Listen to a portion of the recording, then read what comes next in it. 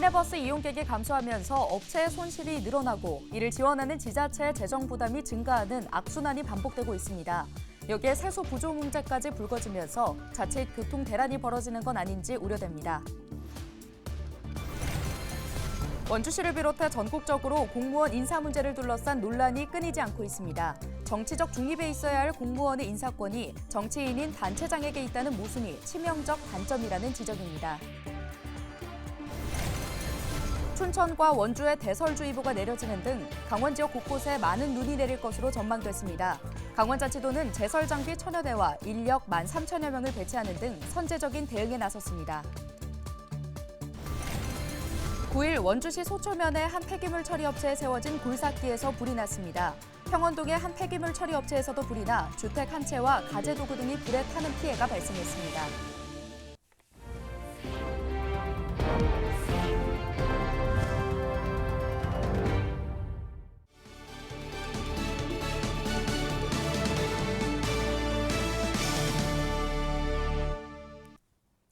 여러분 안녕하십니까? 헬로티비 뉴스입니다. 요즘 각 지자체마다 시내버스 문제로 골머리를 앓고 있다고 합니다. 인구 감소로 이용객이 줄면서 업체의 손실이 늘어나고 지자체가 지원하는 재정 부담이 증가하는 악순환이 반복되기 때문인데요. 대안은 없는 걸까요? 보도에 최성식 기자입니다. 속초도심에서 승객들이 시내버스를 기다립니다. 몇 대의 차량을 보내고 나서야 기다리던 버스에 오릅니다. 빈 좌석이 곳곳에 눈에 띄고 서 있는 사람은 찾아볼 수 없습니다. 인구 감소 여파 때문인데 자가 차량이 늘어난 것도 버스 이용객 급감의 주요 원인으로 꼽힙니다. 속초까지 나오는 차가 있으면 거기서 그전에는 댕겨서 하루 몇 번. 그런데 이제 이 아주 손님도 많지 않고 저거 하다고 안 오잖아. 적잖한데. 사정이 이렇다 보니 승객이 적은 농어촌 지역은 버스 노선이 사라지거나 단축 운행되고 배차 간격도 이전보다 크게 벌어졌습니다. 해가 갈수록 시내버스 이용객이 줄면서 버스 업체의 손실액이 늘어나고 다시 이를 지원하는 지자체의 재정 부담이 증가하는 악순환이 반복되고 있습니다. 실제 강원도 내 지자체별 시내버스 재정 지원 현황을 보면 지난해 춘천시가 132억, 홍천군 40억, 속초시 22억 6천만 원 등을 지원했는데 올해 반영된 예산은 춘천이 84억, 홍천 25억, 속초 11억 원 등에 불과했습니다. 강원도 내 각 지자체가 지원한 시내버스 재정 규모는 2021년 434억에서 2022년 502억으로 급증했고 지난해에도 482억 원에 달했습니다. 시내버스 운영업체들도 쌓이는 적자를 줄이기 위해 자구책을 마련하고 있지만 지자체 재정 지원 없이는 버틸 수 없는 상황입니다. 저희도 그런 부분이 있어서 그동안에 토지나 매매해가지고 어려울 때 좀 극복을 해왔고요. 유류도 절감하면서 그리고 모든 경제적인 부분, 외적으로도 노선 이런 것도 조금씩 자체 구조 조정을 많이 통해 가지고 좀 어려움을 좀 극복하려고. 문제는 시내버스가 줄거나 노선이 사라지면 마땅한 이동 수단이 없는 교통약자들이 불편을 겪을 수밖에 없다는 점입니다. 때문에 지자체가 시내버스 업체를 인수해 직접 운영하는 공영제나 업체의 운영비를 지원하며 노선을 운영하는 준공영제 등이 대안으로 제시됐지만 재정 부담이 걸림돌입니다. 비슷비슷한 문제라고 생각을 하고요. 일단 인구가 확실하게 증가가 되지 않는 이상은 좀 장기적으로는 이런 부분이 준공영제를 하든 어떻게 하든 이런 부분이 좀 필요하다고 보여지는데 이런 부분은 앞으로 3개 시군이 같이 협력을 해서 어떻게 해야 될 것인지 검토가 좀 필요하다고 보여지고요. 강원특별자치도와 각 시군은 우선 추경 예산에 부족한 시내버스 재정지원금을 편성해 버스 운영에 차질이 없도록 조치할 계획이라고 밝혔습니다. 헬로티비 뉴스 최성식입니다. 원주시의 최근 인사를 두고 공무원 노조와 마찰을 빚고 있습니다. 일단 원주시가 부랴부랴 추가 인력을 투입하면서 논란은 일단락되는 모습인데요. 하지만 공무원들의 인사 논란은 전국적으로 끊이지 않고 있습니다. 문제 해결을 위한 정부 차원의 대책 마련이 시급하다는 지적입니다. 박건상 기자의 보도입니다. 최근 원주시의 공무원 인사로 논란이 일고 있습니다. 공무원 노조는 보복성 인사라고 반발하는 반면 원주시는 법의 테두리 내에서 단행된 인사라고 맞서고 있습니다. 원주시의 공무원 인사 논란은 이번만이 아닙니다. 얼마 전에는 강원도로부터 기관 경고를 받기도 했습니다. 이 같은 공무원들의 인사 문제는 비단 원주시만의 문제는 아닙니다. 전국의 지자체들이 대부분 겪고 있는 일인데 단체장이 바뀔 때마다 그 정도는 더욱 심해지고 있습니다. 정치적 중립에 있어야 할 공무원의 인사 권한이 정치인인 단체장에게 있다는 모순이 있습니다. 선거에서 공을 세운 사람을 공무원 조직으로 불러들이거나 일부 정치에 관여하거나 자신과의 관계를 위해 줄을 세우는 경우가 비일비재하기 때문입니다. 정치를 하던 분들이 수장으로다가 되면서 조직 관리를 하는 차원에서 인사 이동을 한다든가 아니면 승진을 시키고 그럴 때 그런 부분들이 원래 공무원 조직에서 볼 때의 객관성이 미흡하다고 보여지는 부분들이 있으면 당연히 불만들이 생길 수밖에 없겠죠. 예. 공무원 조직의 인사 논란은 민원 서비스에도 악영향을 미치고 있습니다. 객관적이고 공정하지 않은 인사로 인해 일선 공무원들은 허탈감과 자괴감에 열심히 일하려는 의지를 상실하기 때문입니다.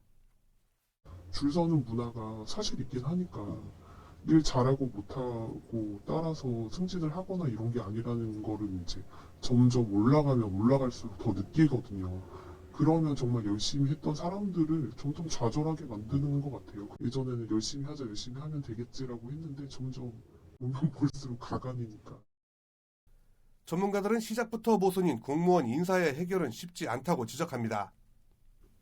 지방 인사위원회를 갖다가 좀 독립성을 좀 보여주려면 거기에 이제 지방의회 예산도 좀 들어오고 그다음에 공무원 노조들도 들어와서 좀 통제를 좀 할 수 있도록 객관성을 좀 가질 수 있도록 해주면 좋은데 지금은 전혀 그럴 수 없어서 단체장의 인사 전행 혹은 그런 남용 같은 것들을 막을 수 있는 제도 장치가 지금 없는 것들이 가장 큰 문제라고 할 수 있습니다.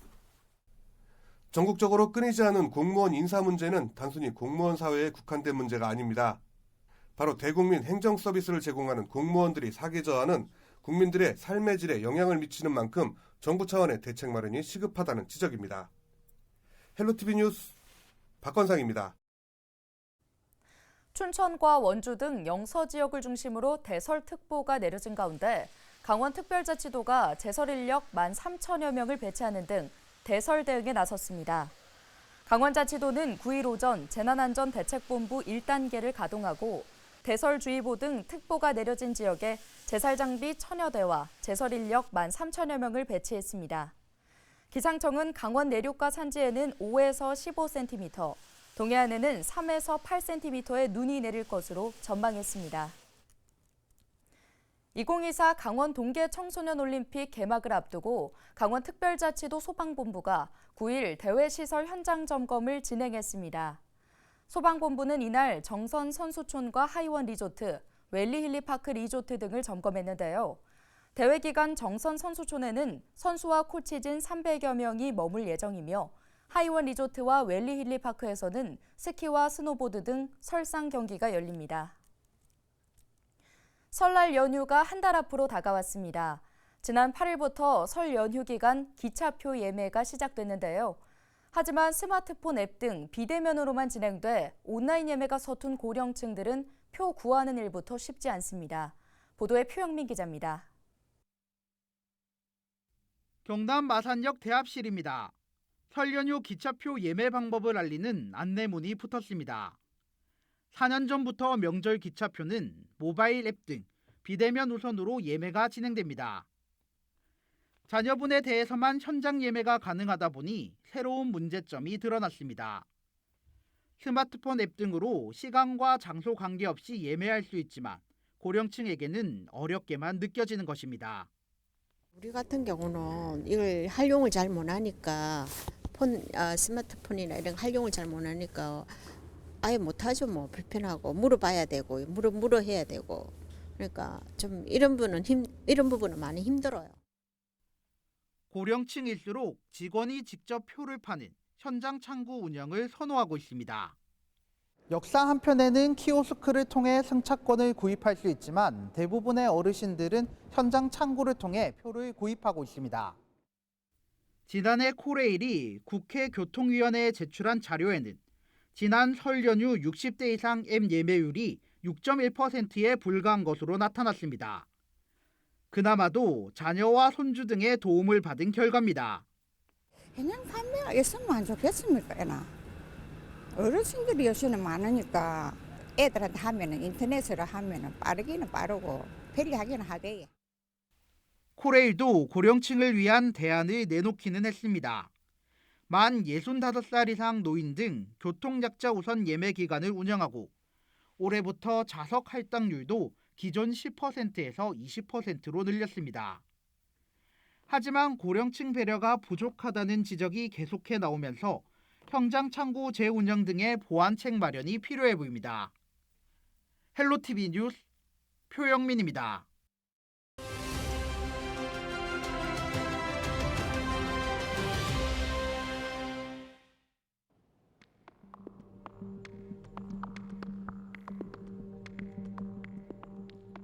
새해 들어 건설업계의 가장 큰 고민은 치솟는 공사비라고 합니다.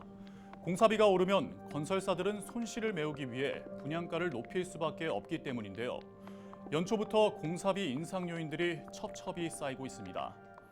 지난해 말 시멘트 가격 인상에 이어 레미콘 가격도 오를 것으로 예상되고 있는데요. 공사비 인상 요인은 줄줄이 대기 중입니다. 국토교통부가 공동주택 층간소음 기준인 49데시벨을 맞추지 못하면 준공 허가를 내주지 않겠다고 발표하면서 건설업계에는 비상이 걸렸습니다. 철근 콘크리트와 형틀 등의 사용 물량이 늘어 공사비가 더 많이 오를 수도 있는데요.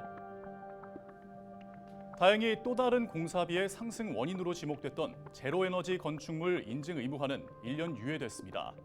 하지만 3.3제곱미터당 공사비가 800만 원 안팎에 달하면서 평당 공사비 1,000만 원 시대가 머지않았다는 말이 공공연하게 들립니다.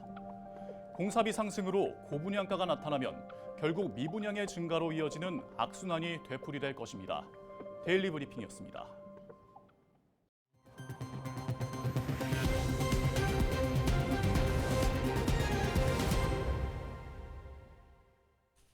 그동안 11호 추진하던 원주 군도 7호선 가곡에서 간현간 도로 확보장 사업이 국비를 지원받게 됐습니다.